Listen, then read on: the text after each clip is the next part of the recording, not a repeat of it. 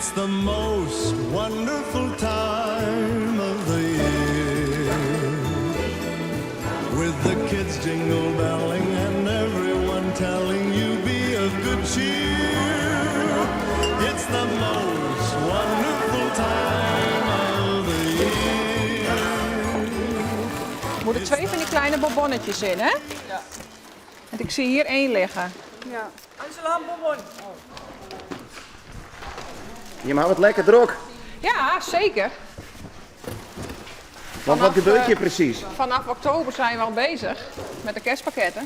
Dus na de zomer, hè, na de bouwvak, dan beginnen de bedrijven te bestellen. Dus dan, dan moet het hier wel gebeuren. Anders komt het nooit klaar natuurlijk voor kerst. Hoeveel krispakketten gaan er vol net door de handen heen? Ik weet het echt niet. Honderden. Ja, op zijn minst. Heel prettig.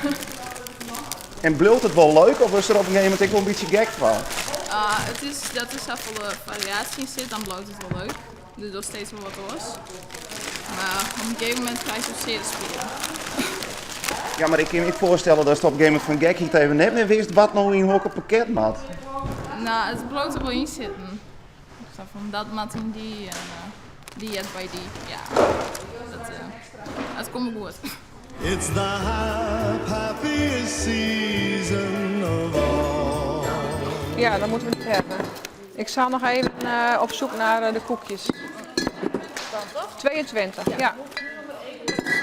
En klopt het dat er nog wel een heel bijzonder krispakket tussen zit? Ja, er zit een pakket tussen van onszelf. En dat is elk jaar weer van welk pakket is voor onszelf. Maar goed, dat krijgen ze niet te weten. Daar wordt gewoon een bedrijfsnaam opgezet, zodat ze niet weten voor wie het pakket is. Dus uiteindelijk pakken ze hun eigen kerstpakket in. Dat zijn we absoluut aan het doen, ja. Dat is op zich wel leuk, want je ziet wel allemaal leuke dingen voorbij komen. En je denkt wel gewoon van, ja, welke is van ons? En je zegt het ook tegen elkaar. En van deze zou van ons kunnen zijn, maar ja, je weet het niet. Heb je al een vermoeden welk pakket van jullie kan zijn? Ja, maar ik ga het niet uitspreken. Nee, dat doe ik niet. Parties for hosting, marshmallows for toasting, and caroling out in the snow.